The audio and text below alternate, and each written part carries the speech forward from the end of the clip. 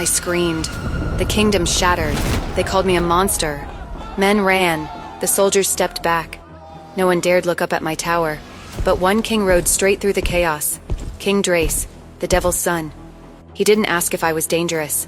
Instead, he asked, who would dare hang dead bodies in front of his future queen? Every kingdom keeps a monster behind stone. For Abatha, she happens to be a 17-years-old princess.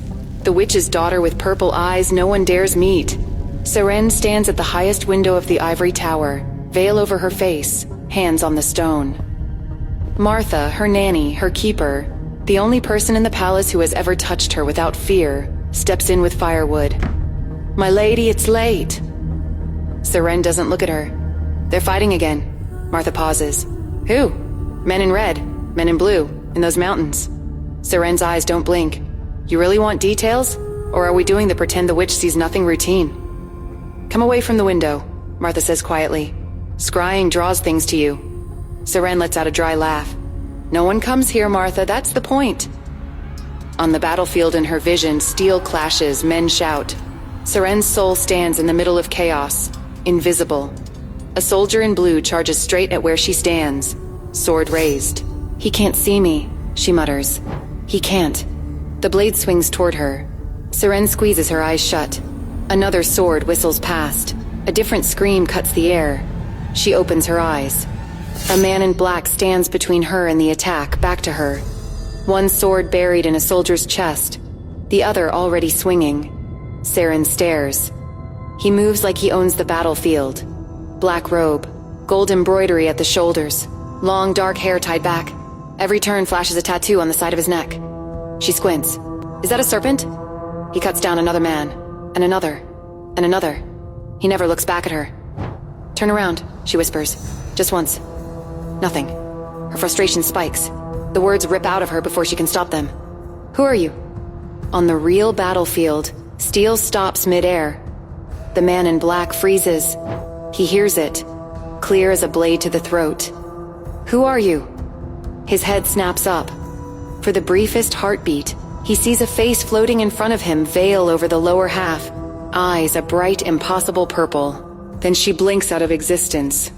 "Your Majesty," a knight shouts. "Behind you." He turns, finishes the kill, wipes his sword on a dead man's cloak, but his gaze keeps drifting to empty air where those eyes were. This is Drace, King of Megaris, the devil's son foreign courts swear is not entirely human. Back in the tower, Seren's breath shakes. "My lady, enough." Martha's voice is tight now. "Come to bed." "She almost had him," Seren mutters. "One more second." "Who?" Martha asks. Seren hesitates, then backs off. "No one. You'll say it's the curse again." Martha steps closer. "You are not a curse. You're just locked up like one," Seren cuts in. "Third princess of Abatha, daughter of a witch, too dangerous for family dinners." Martha doesn't argue. She straightens the blanket instead. "Tomorrow is the second princess's engagement. You'll have to go down." "Won't it be bad luck if the witch's daughter shows her face?" Seren's tone is light, bitter. "What if I set the happy couple on fire?" "I would prefer flowers," Martha says. "When you smile, they bloom everywhere, remember?" "I don't feel like smiling," Seren says. Clearly, the kingdom agrees. She lies down. Martha puts out the lamp. Seren closes her eyes. The last thing she sees is a back in black armor and a flash of gold ink on his neck. Steam curls above the tub as Seren sinks under, veil still on, breath shivering. Martha tosses herbs into the water. "Your bath will go cold if you drown in your thoughts instead of washing." "Thinking is the only thing they haven't banned yet," Seren mutters. 5 minutes, Martha says. "No more." Silence settles. Seren leans back, closes her eyes. Something yanks her under. Seren's eyes fly open. She's not in the tub. She's in a river. A hand clamps around her wrist. Hot, solid, real. A tall figure looms close. She sees the serpent tattoo on his neck first, then the red eyes. Him. Her free hand shoots towards her face. He catches that wrist too. They hang there, suspended in the water, staring at each other through drifting silt. "You again," Drace thinks, fingers tightening. She doesn't fight. She just looks at him, wide-eyed, like she's trying to remember every line of his face. In the back of his mind, the echo of last night's battlefield whisper. Who are you? He drags her a fraction closer. My lady? Seren jolts upright in the tub, water sloshing over the sides. Martha stands in the doorway, frowning. Did you fall asleep? Seren looks down. Red marks ring both her wrists, finger marks. If that wasn't a dream, she whispers, then what are you? What was that? Martha asks. Nothing. Seren forces a breath. Just the monster in the tower talking to herself. Drace explodes out of the river, dragging in air. A knight splashes to the edge. Your Majesty, are you hurt? Drace stares at his empty hands. They still remember fragile bones and a racing pulse. No, he says slowly. Not hurt. Arlen jogs up, cloak dripping. You look like you saw a ghost. Not a ghost. Drace's gaze hooks onto the distant white teeth of Abatha's towers. Something inside those walls hums in his bones. Someone. From the battle? Arlen asks. We'll run those imposters down. It's not the soldiers. Then who? A girl with purple eyes, Drace says, who keeps appearing where she shouldn't and grabbing my hands. Arlen lets out a disbelieving laugh. No human has purple eyes. Lucky I'm not human then, Drace says mildly. He reaches for his cloak, eyes never leaving the palace. Whatever she is, she's in there. High above the palace, Seren sits on the edge of her bed, hair still damp, water dripping onto stone. Her fingers close around the red marks on her wrists. First a battlefield she'd never seen, then a river she'd never touched. She has never left this tower. So how is that man reaching her? Who are you? Seren murmurs into the empty room. And why do you keep finding me? Martha knots the pale blue gown at Seren's back and turns her toward the mirror. Seren studies her bare face, veil loose in her hands. Same girl. Same small flame-shaped birthmark on her forehead. No monster. Am I really that awful to look at? She asks, dry. Is that why they keep me behind stone and cloth? Decide for yourself, Martha says. She flicks her fingers. The spell slips. The veil falls from Seren's face. Seren leans closer, searching. If I'm this harmless, she mutters, why drag me downstairs at all? His Majesty has requested your presence, Martha says. The second princess's engagement. Of course, Seren murmurs. The witch must attend the celebration. Martha lifts the veil again, murmuring the spell. The cloth settles over Seren's features. Dark blue scales bloom faintly at her temple and along the back of her hand. Now they see what they expect, Martha says. It keeps you safe. From them, Seren says. Not from what's in my head. Whoa, she exhales, straightens her shoulders. Let's go before I change my mind. Martha opens the door and leads her out. The herald's voice rings out. Her Highness Seren Ilven, 3rd Princess of Abatha. Conversation dies. Heads turn. Eyes slide over veil and scales like she's a bad omen dragged in by protocol. The witch is here. Why allow her? She'll curse the ceremony. Seren walks the long carpet as if she hears none of it. Martha glides a step behind. At the dais, King Armin sits stiff-backed on his throne. Beside him, Queen Niobe, her stepmother, smiles like a woman who enjoys other people's executions. Greetings, Your Majesty, Seren says, bowing. May Abatha prosper under your reign. Good to see you here, Seren, Niobe says brightly. But I can't say the same, Your Majesty, Seren replies, voice mild. The Queen's smile cracks. Martha shifts, bracing. King Armin cuts in with a flick of his fingers. Take your place. Seren sits with the royal family, opposite the graven guests. Whispers ripple like gnats. Her marks look worse up close. She cursed the first princess, burned her gowns. Don't look her in the eye. Seren stares straight ahead. The second princess, Myra, floats in a pink silk bouquet made of Seren's flowers. She moves toward Leonard Cromwell, second prince of Griven, to a chorus of sighs, gifts, laughter, courtly flattery. For a moment, it almost feels like any other ceremony. A shrill scream slices through the music. Fire! Fire! At the far end of the hall, a velvet curtain erupts in flame. The blaze climbs unnaturally fast. Guards rush with buckets. Nobles scream. It's the witch! Someone shrieks. She did it! Dozens of eyes snap to Seren. Martha steps closer. My lady did nothing, she says, voice like iron. A guest jabs a shaking finger. Who else? She's the only witch here. Seren rises, the heat licking her skin. If I wish to burn something, she says. I'd have chosen better. Better? The woman spits. You admit. I would have set the second princess's gown alight, Seren says. Not that poor curtain? Mira makes a strangled noise, clutching her skirt. The hall holds its breath. King Armin's gaze pins Seren. Explain. There's oil, Seren says. Can't you smell it? She nods toward the flames. Witchfire reeks of smoke and blood. This is imported oil, Eastern, expensive. Her veiled face turns toward the nobles. If you're going to frame me, at least don't cheapen my curses. A minister splutters. She lies to save herself. Seren ignores him. Your Majesty, have the Royal Investigation Bureau test it, she says. If I'm lying, hang me from the walls with next season's drapes, the good ones. King Armin's jaw tightens. The Bureau will investigate. A shiver runs through the hall. Griven ladies trade sharp looks. The minister goes purple. How can you let her walk free? Someone cries. She's a witch. Enough, Armin snaps. She is also a princess. You will remember that. He nods to Martha. Take the third princess back to her tower. Martha touches Seren's elbow. My lady, we should go. As they turn, a new voice cuts through smoke and panic mail, amused, unfamiliar to Seren and yet not. Expensive oil, the man observes from near the charred curtain. Just to burn fabric. Abatha must be very rich. Every head swivels. A tall man in black stands by the scorched stone, back half turned. His clothes are foreign black trimmed with gold. He rubs his gloved thumb over the wall, then sniffs his fingers. Flammable oil, he says. Good quality, imported. Someone spent a lot just to roast a curtain. Another man in Griven ceremonial dress steps up beside him and copies the gesture. Arlen, Crown Prince of Griven. He's right, Arlen says. It's oil. Silence slams down. King Armin rises and strides forward, dignitaries trailing. The crowd parts. Up close, he stops before the man in black. King of Megaris, he says. The stranger turns fully.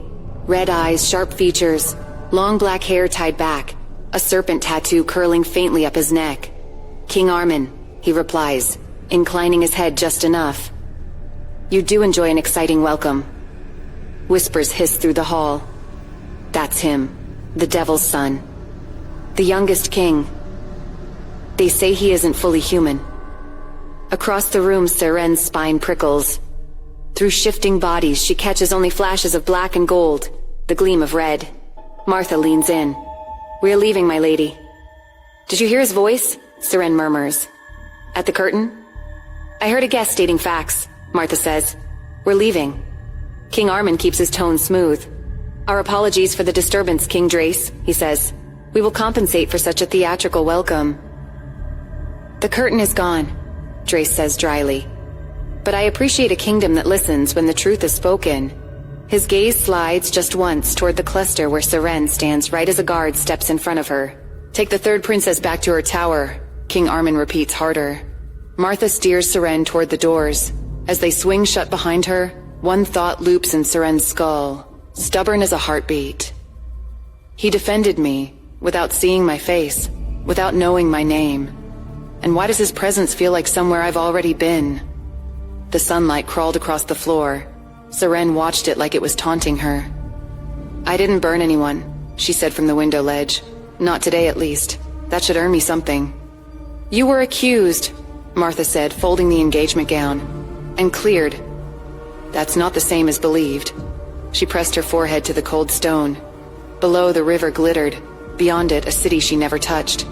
I want to go out, she said, voice low. Properly. Not the garden, the city. Martha's hand stilled. His Majesty ordered. He ordered me back to the tower, Seren cut in. He didn't order me to be a polite prisoner. Hey, she whispers. No, you don't get to die.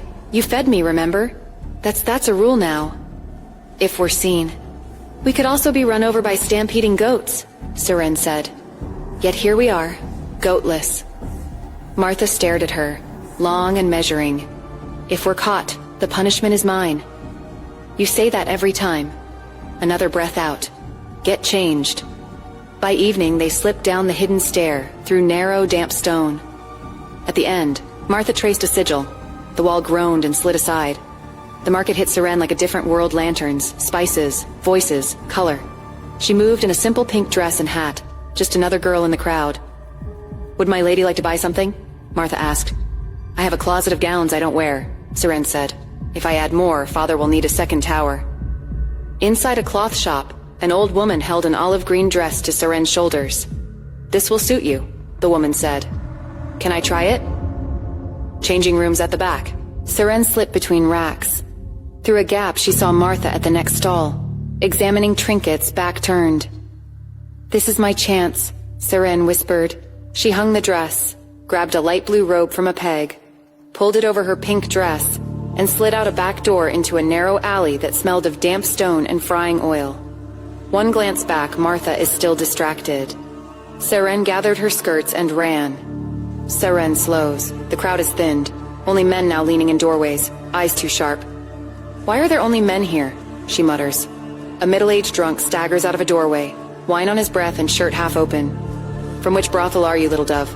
he asks, gaze sliding down her dress. "None of your concern," Seren says, voice flat. "Move." His hand shoots out, clamping around her wrist. "Fresh," he chuckles. "You can leave when I'm done." Revulsion hits first, then something colder, harder. "Let me go," she says, "or I'll hurt you." He laughs over his shoulder. "Hear that? The chick bites." Shapes peel out of the shadows. 4, 5 men, broad-shouldered, closing in. "Take off her robe," the drunk orders. "Leave the hat.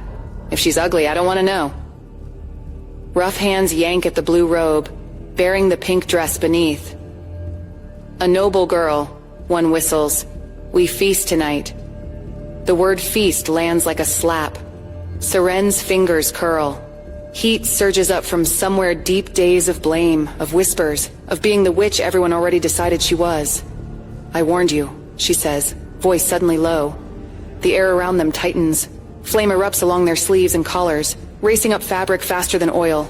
"Witch!" someone howls. "She's a witch!" They thrash and stumble, slamming into walls, beating at fire that refuses to die. Seren stares at her own shaking hands, horrified and shaken in the same breath. "I warned you," she whispers again, this time to herself. Then she turns and runs. She burst back toward the busier street, straight into a solid chest. Her hat slipped. Fingers caught the brim, another hand closing firm around her arms. She looked up. Red eyes, black hair, the curl of a serpent tattoo at his throat. "It's you," she breathed. Recognition flickered in his gaze, sharp, startled, intrigued. "You again," he said quietly. He didn't give her time to bolt. He pivoted, dragging her into a narrower side alley as shouts about fire and witches surged behind them. "Let me go," she hissed, twisting. "I'll burn you too." He glanced down, faintly amused. "My anger can burn this city," he said. "Shall we compare?" He pinned her lightly to the wall, one hand braced beside her head, the other keeping her hat and veil in place. "Who are you?" he asked. Her gaze tracked the serpent ink at his throat, the same mark from the battlefield she'd never stood on, the river she'd never touched. Her eyes lifted back to his.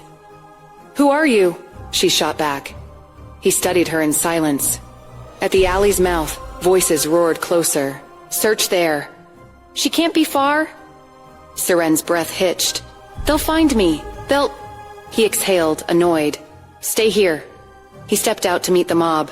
A knot of armed men barreled into the alley. "Who are you?" one demanded. "You don't need to know," Drace said. "Turn around. There's no witch here." "If you're hiding her," another snarled, "you die with her." "One of you," Drace said, "always has to be brave." The man lunged. The sword flashed once. Blood hit the cobbles. The rest stumbled back. "Anyone else?" Drace asked. They broke and ran. In a broken gap in the wall, Seren curled tighter, heart hammering. Footsteps approached, measured, familiar. "My lady.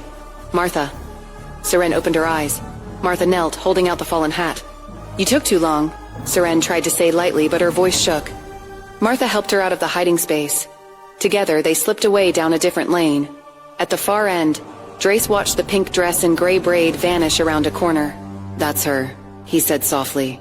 "The Tower Witch. The girl from the battlefield. The girl from the river." Arlen jogged up, eyeing the corpse. "You and that sword," he muttered. Again. Drace didn't look away from where Seren had gone. Whatever she is, he said under his breath. I'm not done with her. By the time Saran and Martha stepped into the tower garden, a bell rang 3 times at the gate. A knight in dark blue waited there, hand on his sword. Sir Berold, Martha said. His Majesty has asked for you, he said. At once. I'll come immediately. The royal court burned with torchlight when Martha entered. King Armin stood at the foot of the throne steps, cloak trailing, crown resting on the throne behind him. Your Majesty has asked for this servant? She said, bowing. Was my order unclear? He asked. His eyes were cold. I told you not to take her out while the other kingdoms were here. Yet today the entire marketplace saw my daughter chased like prey. I apologize for not stopping what happened, Martha said. You could have stopped it by locking that gate, he said. Is it wrong for her to want a few hours where no one whispers when she breathes? Martha asked, lifting her head. Her safety comes before her wishes, he said. The tower is the only way to keep her alive. For how long? Martha asked. How long will you hide her behind stones and 2 old servants? When we're gone, she'll know nothing but walls. Kian will look after her, Armin said. Her brother loves her. Crown Prince Kian was sent north because he tried to get her out of that tower, Martha said. You pushed him away so he couldn't help her. His jaw tightened. Or is your Majesty afraid of something else? She asked quietly.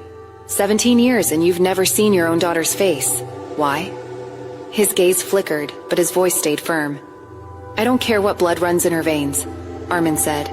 Witch's daughter or not, she is mine. I will protect her. Locking her away is not protection, Martha said. It makes her helpless. The world already hates what she is. If she never learns to face it, how will she survive when we can't stand between her and them? Her future can't be like other girls, he said. You know that. We don't know what her future is, Martha said. But with the birth she had, I doubt it's small. Keeping her blind won't change her fate. If there were another way, he said. What do you suggest? Let her meet people under your terms, Martha said. Give her someone loyal beside her, someone who won't flinch at what she is, someone who values her life more than their own. And where do I find that someone? Armin asked. We don't, she said. Fate will. Whoever looks at her and doesn't turn away, that will be the one. Silence stretched between them. I'll think about it, Armin said at last. You may go. She has been alone too long already. After a while, 2 men entered. Sir Beryl returned in his dark uniform. Beside him walked Lord Eudes, robed, white beard brushing his chest, spectacles catching the firelight. Armin looked at Beryl. You said the King of Megaris saved the 3rd princess, he said. Does he know who she is? I don't think so, Beryl said. He killed the arsonist, cut down the worst of them and left. Didn't ask her name. It looked like a passing act of mercy. Armin let out a quiet breath. Keep him away from the tower, he said. I don't want him anywhere near her. I will not let my daughter become a curiosity in his hands. On the other hand, Drace's curiosity was already dragging him toward the girl in the tower. From his window, he watched the 3rd princess's tower stab into the sky like a dark spear. The door creaked. Since we came back from the market, you've been quiet, Arlen said, dropping into a red cushioned chair. You being quiet is never a good sign. I want to know about the 3rd princess of Abatha, Drace said. Arlen blinked. Straight to witch gossip. Impressive. Are you going to answer? Drace asked, turning from the window. Or should I throw you out and ask someone more cooperative? All right. Information it is. Arlen exhaled. 17 years ago, a woman in a black cloak walked into this palace with a newborn. Guards tried to stop her. Failed. She demanded to see King Armin. He met her alone. She left without the baby. The next day, he announced the child as his 3rd princess. So her mother is a witch, Drace said. That's what everyone decided, Arlen said. Guards swear she had black scales, reptile hands, claws. The king never denied it, so the story became clear. And the princess? Drace asked. Rumor says she inherited the scales, Arlen said. Patches on her forehead and hands, hence the half-veil. They say she hides something monstrous. Have you seen her? Drace asked. No, Arlen said. Neither has anyone who talks the loudest. Corridor echoes, nothing more. Anything that isn't drunks repeating themselves? Drace pressed. Arlen hesitated. They say her eyes are purple. That's what seals it for them. Human eyes let people forget you. Hers make them remember. Drace's fingers tapped once on the armrest. And the veil? He said. She never takes it off? Never in public, Arlen said. King's order. Some say it's to protect her. Others say it's to protect everyone else. It depends on who's pouring the wine. That's all? Drace asked. That's all that isn't pure tavern theater, Arlen said. And I'm telling you so you don't actually climb that tower and prove every rumor about you right. I'll verify what's true, Drace said. And what isn't. Arlen stood, heading for the door. We're leaving tomorrow, he called back. Try not to start a blood feud before breakfast. The door shut. Alone, Drace stared at the dark line of the tower. A single torch flickered near its base. Purple eyes, he murmured. The witch everyone fears. The girl who keeps crossing my path. His hand tightened on the armrest. Whatever you are, he said under his breath, this isn't over. While Drace watched the tower from afar, inside it Seren finally let herself breathe. Her knees wobbled, and she sank onto the edge of the bed. Martha slid the bolt into place with hands that weren't as steady as usual. For a moment, the only sound was their breathing. There was a man, Seren whispered. Martha's shoulders went rigid. In the market, Seren said. He had red, glowing eyes. He stopped them. He killed one of them. Slowly, Martha turned. The color was gone from her face. Do you know him? Seren asked, fingers knotting in her skirt. Martha looked at her for a long beat, as if weighing every word. He shouldn't have seen you, she said at last, voice tight. This is bad. Why? Seren asked softly. He helped me. Martha looked at her like she could already see the trouble ahead. Because some doors, she said quietly, once opened, don't ever close again. Later that night, another door opened in the palace.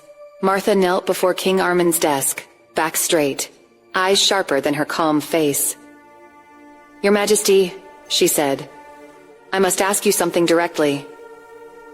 King Armin frowned. Speak. Is there a man in the palace? Martha asked, choosing each word, with red, glowing eyes. Silence settled over the room. Even the fire seemed to hold its breath. Yes, Armin said at last. King Drace Ivanov of Megaris.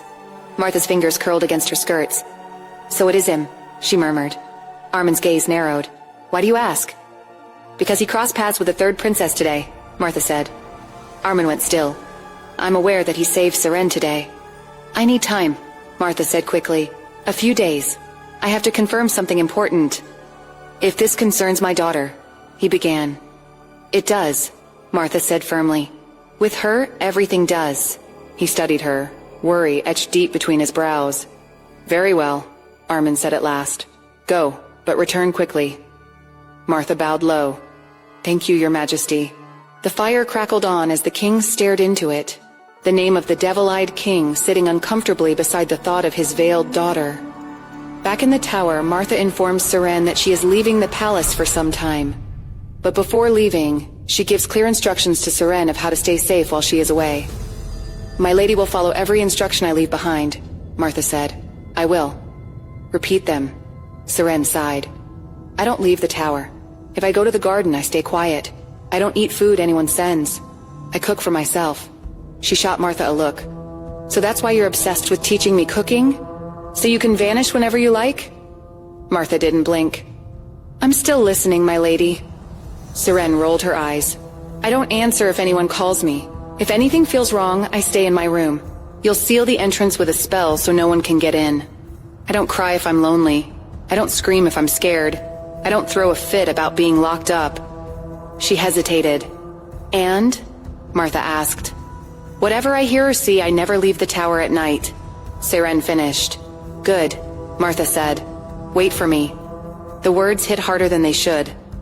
Seren stood abruptly and wrapped her arms around her. You'll come back, right? This is not the first time I'm going out, my lady, Martha said, smoothing a hand down her back. I know, Seren whispered. But this time feels different. Promise you'll come back. I will. Martha turned and left. Seren watched her go, chest tight, tears slipping free as the door closed. It felt like someone had just walked off with a piece of her. A knight bursts in, helmet under his arm. "Your Majesty, Crown Prince Kian has been taken. Barknor Fortress, no demands yet." King Armin's fingers curl white on the desk. "Leave," he says. The knight bows and retreats. Armin stares at the map on the wall, then whispers, "There is only one man who can bring him back. Drace." Drace turns as Armin's messenger finishes speaking. "Crown Prince Kian," the knight says. "He is abducted. His Majesty asks for your help." Drace's red eyes sharpen. "Tell King Armin I'll retrieve his son," he says. The knight exhales, stunned. "You agree?" "I do," Drace says, "on one condition." The knight hesitates. "Name it, Your Majesty." "I'll name it," Drace says quietly, "after the prince is safely back in Abatha." Drace looks out toward the tower, cutting the night sky. "Don't worry, little witch," he murmurs under his breath. "Fate just gave me a reason to stay." In the ivory tower since Martha left, it felt hollow. Seren paced between bed and window, one hand on her empty stomach. "Don't leave the tower. Don't answer the door. Don't eat what anyone sends. Cook for yourself," she muttered. "Tiny problem, Martha. I can't cook." Hunger finally pushed her down the spiral stairs. By the second night, her head spun. She curled in the chair, knees to her chest. "I won't cry," she told the room. "I'll just starve very obediently." Claws scraped iron. An eagle perched on the window bars, dark feathers, broad wings, a red stone at his throat. Seren blinked. "Who are you?" He tore at something in his beak, unbothered. "You're eating?" she croaked. "Look at you. So much meat. I should roast you." He flared his wings once, making her flinch, then launched back into the dark. "Coward," she whispered. "I was mostly joking." The next evening he returned. A square bundle wrapped in blue silk dangled from his claws. He dropped it by the bars and pecked it twice, waiting. Seren stayed a few steps back. "Martha said don't touch anything that's not mine," she told him. "Especially food." Her stomach cramped hard. The eagle's golden eyes never left her. "Is that for me?" she asked. He gave a sharp, impatient cry and vanished into the sky. Slowly, Seren approached the bundle. Her fingers hovered over the knot. "It could be poison," she whispered. Memory flashed tainted food, days in bed, Martha's pale face. Never take what strangers leave. Her hand shook. "If I don't eat," she rasped, "I die anyway." She yanked the knot. Steam washed over her face, rice, meat, soup, spices, a full royal meal still hot. Her eyes burned. "I don't want to die," she breathed. "And I don't want to trust you either." Hunger answered. She took one bite, then another, and didn't stop until the box was scraped clean. Only then did she look back at the window, just bars and night. "Thank you," Seren whispered to the dark. Not sure if she meant the bird, the unseen sender, or the tower itself for letting her live one more day. The eagle swoops in through the high slit window and lands on the back of an empty chair by Drace. Knights jolt upright. "What in?" Drace doesn't flinch. "Easy," he says. "Dusk." The bird's claws grip a loose fold of blue silk stained with sauce. The wooden box inside scraped clean. Drace's mouth curves, just a fraction. "She ate," he murmurs. Dusk taps his knuckles once, as if in agreement. Drace's gaze slides toward the distant tower. "Keep feeding her till I'm back," he says under his breath. "And don't scare the kitten." The next day, Drace rides out with Arlen and their strike force to rescue Prince Kian. When they force their way into Barknor Fortress, what they find inside is not a fight, it's an execution in progress. Kian is on his knees, wrist shackled to a post, blood on his mouth. Soldiers circle, jeering. "Prince of Abatha?" One laughs. "He bleeds like anyone else." The stones under their boots give a small, unnatural shiver. Another soldier frowns. "Did you feel—" The ground jolts. Cracks spider through the flagstones. Torches sway. Masonry groans. "Earthquake!" someone yells. "Not quite," a calm voice answers. They turn. Drace walks through the dust, cloak snapping, eyes burning a deeper red. For a heartbeat, the air around him seems to warp heat, pressure, something wrong. "Who are you?" a captain snarls, raising his sword. Drace just moves. He carves through the ring of men like they're made of straw. One swings at his back, he doesn't even look. The man flies sideways as if hit by an invisible wall. Kian stares, breath ragged. So the devil rumor was true. Drace reaches him, grips the shackles. Iron shrieks, then snaps. Kian staggers. Drace steadies him with one hand. "You're late," Kian mutters. "You're alive," Drace says. "That's all that matters." Smoke coils over the walls as Drace and Kian ride out with the Abethan and Megaris banners behind them. "You're mad," Kian says, "but I owe you my life." "Good," Drace replies. "I intend to collect." His gaze turns east, toward the pale line of Abetha's palace and the tower that cages a witch with purple eyes. "And there's more than one debt I plan to claim." In a tower no one visits, Seren counts the days until Martha returns, and spends the rest alone with her loneliness. The only break in the silence is dusk on her ledge dark wings, a red stone at his throat, dropping food before she can say thank you. Most nights it's just him and her thoughts. She presses her forehead to the window pane, then turns toward the bed. She freezes. The sound comes from lower in the tower, not her door. "Martha?" she whispers. Silence. Her heart slams against her ribs. She wants to hide, but if someone is inside the tower, her hands shake as she lights a candle. She steps into the corridor. The spiral stairs feel steeper than ever. Every step drags. "Just look," she mutters. "Look and go back." No more knocks, only the scrape of her own breathing. At the lower hall, a draft snakes under the old side entrance. Her candle jumps. She turns the corner and the world breaks. Two bodies hang from the rafters, rope at their necks, clothes torn, skin ruined. Her fingers open. Darkness slams down. For a heartbeat, nothing moves. Then her scream rips loose. Power rides it. It hits the stone, rebounds and explodes outward. Windows burst across the palace. Goblets crack. Mirrors explode. Chandeliers rain shards. In the streets, panes blow out. Glass falls like sudden ice. "Witch!" someone yells. "The tower!" Another voice screams. "It came from the tower!" The city flinches. King Armin runs, cloak snapping behind him. "Out of my way!" he shouts. "Your Majesty, it's dangerous!" "Move!" The air grows sharper, colder. Guards at the sealed gate are bleeding from small cuts. Armin grips one by the collar. "What happened?" "She screamed, Your Majesty," the guard stammered. Then everything shattered. And inside, he can't finish. Armin looks past him. Through the inner archway, the hanging bodies sway. An old fear clamps around his heart. "She is here," he breathes. The guard swallows. "Who, Your Majesty?" Armin doesn't answer. He steps toward the threshold. Martha's spell throws him back. "I can't," he whispers. "I can't reach her." "Seren!" he roars. "Seren!" Only the echo of his own desperation comes back. Drace rides in with Kian beside him, alive and bound to the saddle. A cheer starts and dies as the air presses in, heavy and wrong. "The tower," someone whispers. "The witch cursed the tower." Drace's head snaps toward the sealed wing. He feels it before anyone speaks, that same wild pull from the river and the market, now twisted by terror. His eyes narrow. "Stay here," he says to Kian. He swings down and walks toward the tower. Guards move to stop him. "Your Majesty, the spell no one can cross."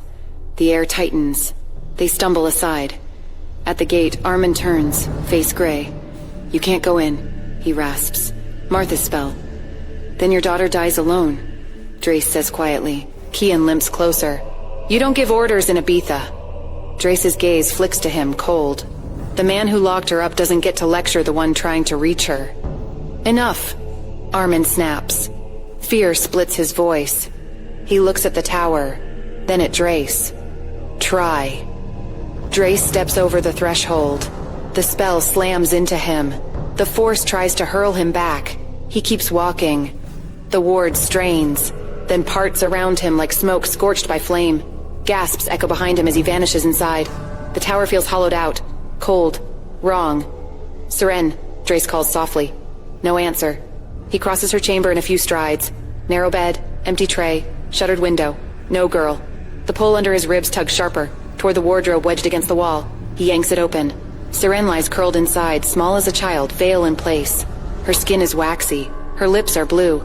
Her chest rises so faintly he almost misses it. For a beat, he thinks he's too late. Then, his jaw tightens. "No?" he mutters. He presses his ear to her chest. There it is. A thin, stubborn heartbeat. Not dead, not awake, held. He gathers her into his arms. She's too light. Hold on, he says quietly. You're not done. Silence slams over the courtyard when Drace steps out carrying Seren. Armin staggers forward. Seren. She lives, Drace says. Barely. Kian plants himself in front of him. You don't walk off with a Beth's princess like you own her.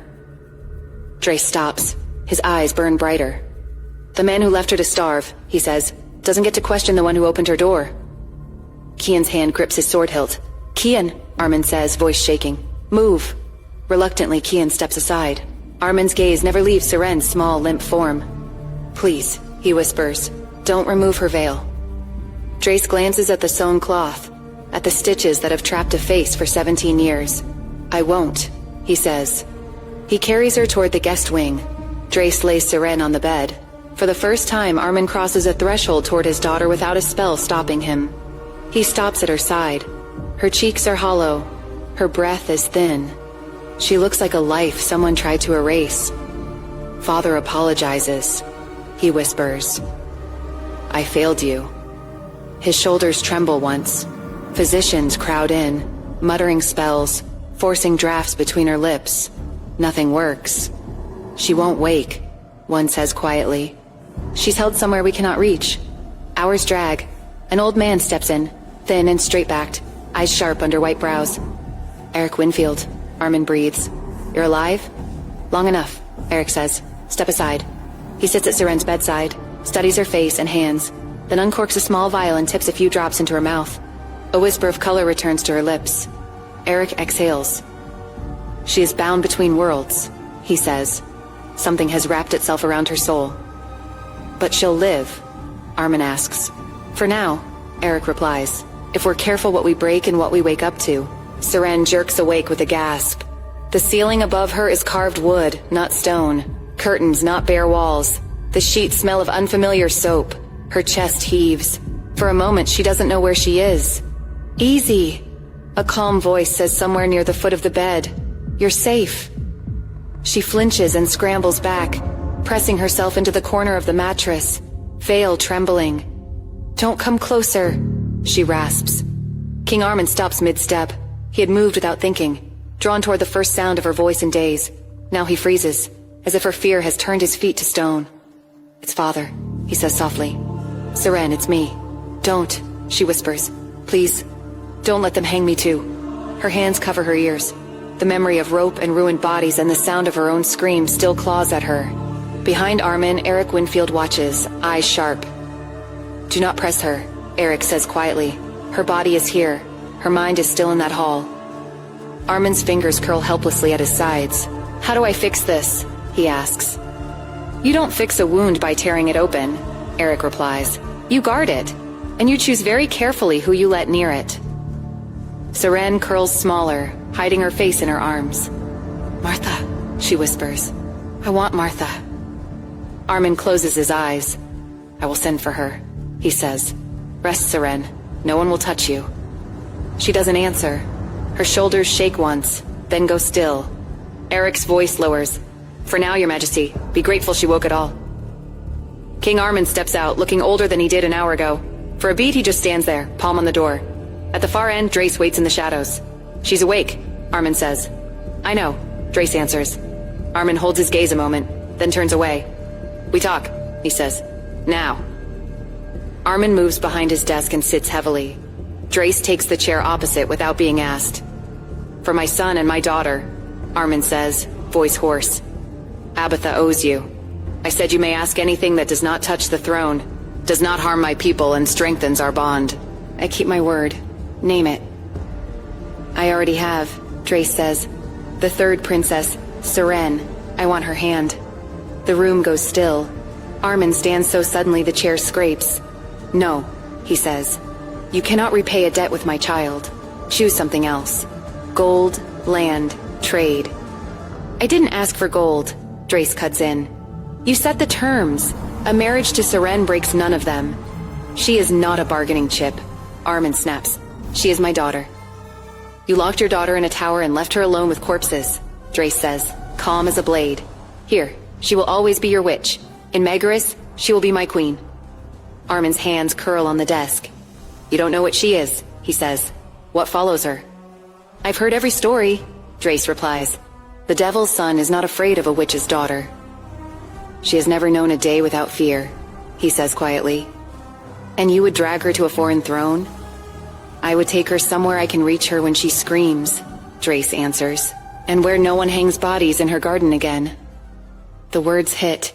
Armin flinches. She is still a child to me, he whispers. She is not a child to your enemies, Drace says, or to whatever answered her scream. You can't keep her in a cage forever. You know that. Silence stretches, hard and thin. At last, Armin sinks back into his chair. You will have no consorts, he says. No parade. You protect her with your life, not wave her as a weapon. She will be my only queen, Drace says. On that, I give you my word. Armin swallows, eyes burning. Abathan royals do not go back on their promises, he says slowly. Even when we regret the shape they take. He meets Drace's gaze. This is not my blessing, he says. This is my surrender. Call it surrender, Drace says. I will still call her my wife. After a few days, when Martha returned, she found Seren sitting on the floor, back to the bed, knees drawn up. Her veil was askew. Her hands shook on the blanket. The bowl on the table was untouched. Seren dragged her gaze up. You came back, she whispered. I thought maybe you left too. Martha crossed the room and touched Seren's cheek through the veil. The skin beneath felt too hot, then too cold. I told you I would always return. You were gone for days, Seren said. And now you say it like it was just another errand. Martha's hand dropped. It was not just an errand. Then what was it? Seren asked. Because something is wrong and everyone is speaking around me like I'm furniture. Martha hesitated, then sat on the bed, close enough that their shoulders almost touched. Your father has decided, she said. You are to be married. Seren stared. Married, she repeated, as if the word itself were foreign. To whom? King Drace Ivanov of Megaris. The silence after that was sharp. The devil's son, Seren said at last. So that's it, from the tower to the monster. Neat little path. He is not? Martha began. They call him that, Seren cut in. Devil's son. But of course no one asked me whether I wanted to be his wife, or anyone's wife. You all just passed me along. Tower, spell, veil, now marriage. Does anyone in this palace remember I have a say? Her voice trembled, then hardened. I scream and shatter their windows, she said. And still they only move me like a piece on their board. Martha's fingers curled in her own skirt. You are not a piece, she said. You are the board everyone is afraid to look at. That makes it better? Seren demanded. I'm starving, shaking, locked up, and now I'm to be locked somewhere else because it's for my own good. Her shoulders slumped. One prison to another. At least here I know where the cracks are. Martha drew a slow breath. Listen to me. The tower can't hold you much longer. Your power is eating through it. Then teach me to fight, Seren said. Teach me to burn them first. I would if I had that strength, Martha said. I don't, but he might. And you told me you saw him in your visions too. This means you both are fated. Seren turned her face away. That doesn't explain anything. So my choices are die here or belong to him. Your choices, Martha said softly, are to die here or live long enough to make new ones. Seren's laugh was thin. You sound very sure. I am terrified, Martha said. That is why I sound sure. Seren's fingers found the edge of Martha's sleeve and held on, small and desperate. Will you come with me? If they let me, Martha said. If they don't, I will still find ways to reach you. I promise you this. I am not trading you away. I'm trying to keep you breathing. Seren said nothing. Her grip did not loosen. Later, in Armin's study, the king stared at the map on his desk as if it could answer him. Tell me I am not sending her to slaughter, he said without preamble. Tell me marrying her to that man is not a mistake I can't undo. Martha stood in front of him, hands folded. You are not sending her to slaughter, she said. You're sending her to the one person whose presence erased her from even my senses. Armin's jaw clenched. You keep saying that. Because it matters, Martha replied. Your tower is cracking, Your Majesty. My spells are thinning. When she turns 18, they will hear her whether we like it or not. And you're certain he won't harm her himself? Armin asked. You're asking me to trust the devil's son. I am asking you to weigh the dangers, Martha said.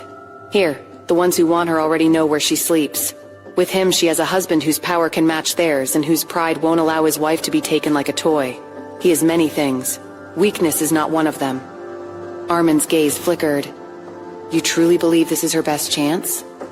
I believe, Martha said quietly, it is the only chance left that is not just waiting for the door to break. He closed his eyes. Seren's scream still rang in his bones. Then, he murmured more to himself than to her, may the gods forgive me for sending my daughter to the devil because I could not keep her safe from worse. The day of the wedding arrived. Outside the grand doors, Seren stood between two lines of knights, breaths shallow under the veil. Martha's last words still rang in her ears. Head high, my lady, Martha had said. Whatever they see today, don't let them see fear. Seren had only whispered back, if he sees the scales, he'll send me back. No king wants a monster for a queen. Now the knights moved. The doors swung open. Music drifted out, soft and ceremonial. Martha and the maid stepped back. From this point, Seren walked alone. She kept her chin lifted just enough to obey Martha, but her eyes stayed on the red carpet littered with petals. On either side, nobles and courtiers rose. No hiss of witch, no muttered curses, only the music and the measured tap of her steps. Spare me for one day at least, she breathed, too low for anyone to hear. At the end of the aisle, King Armin stood before his throne, crown and scepter making him look every inch the ruler. Below the dais, the groom waited tall, black-haired, in dark red ceremonial robes and a foreign crown. Seren stopped at his side without looking up.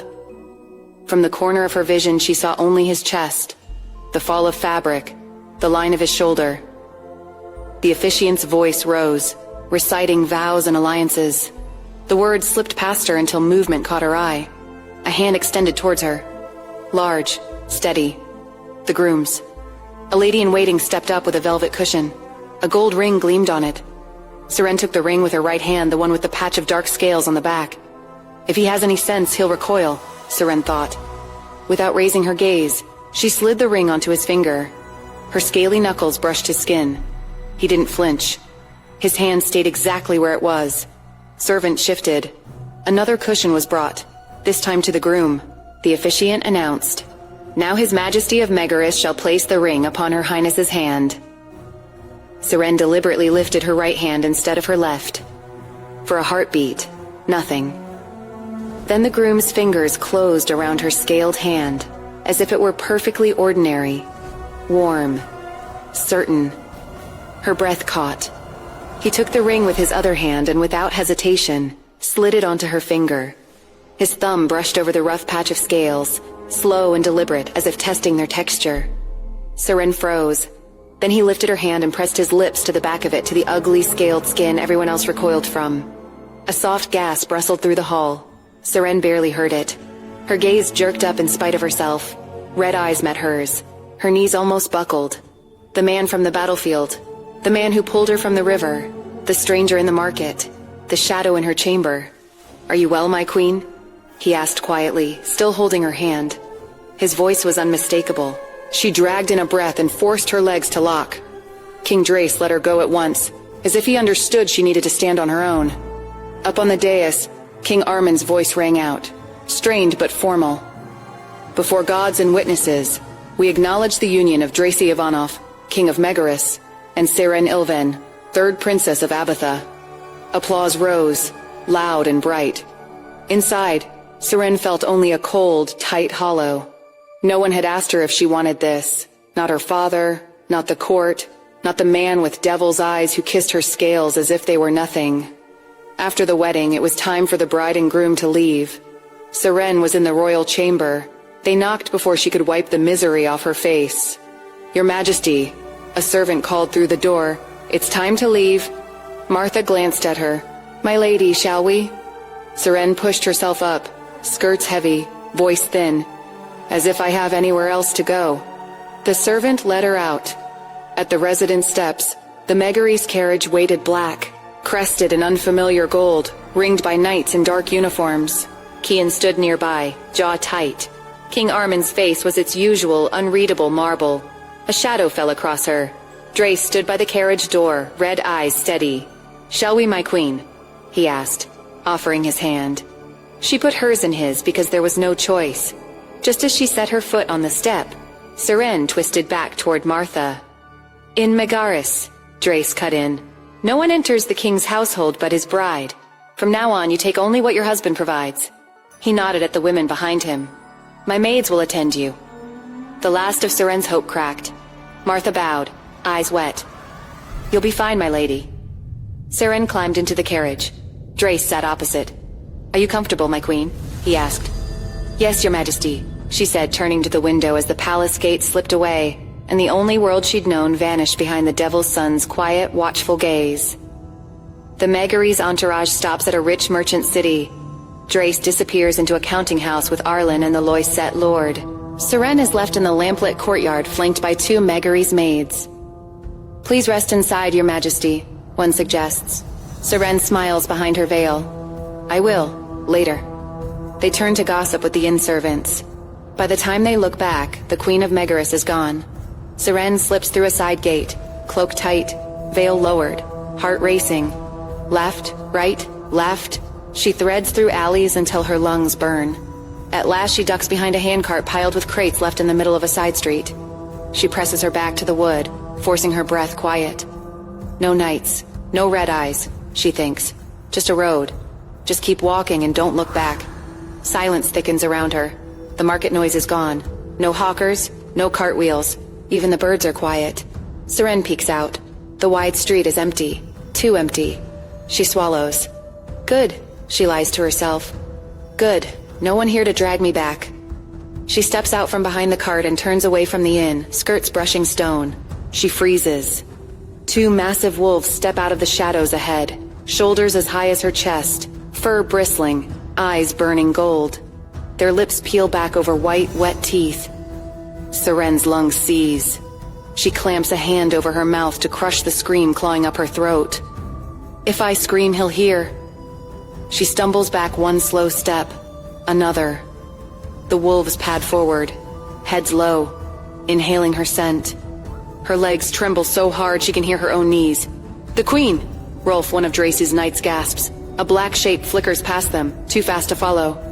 "Your Majesty!" Rolf shouts. Drace is just there in the street, between the knights and the wolves, cloak snapping, red eyes narrowed on Seren. "Stand down," he says. Steel slides back into scabbards. No one argues. He doesn't rush forward. He watches. But why wasn't he doing anything? What was he waiting for? The wolves prowl closer, drawn like iron to a magnet. A dark shape drops out of the sky. Seren squints up through the smoke.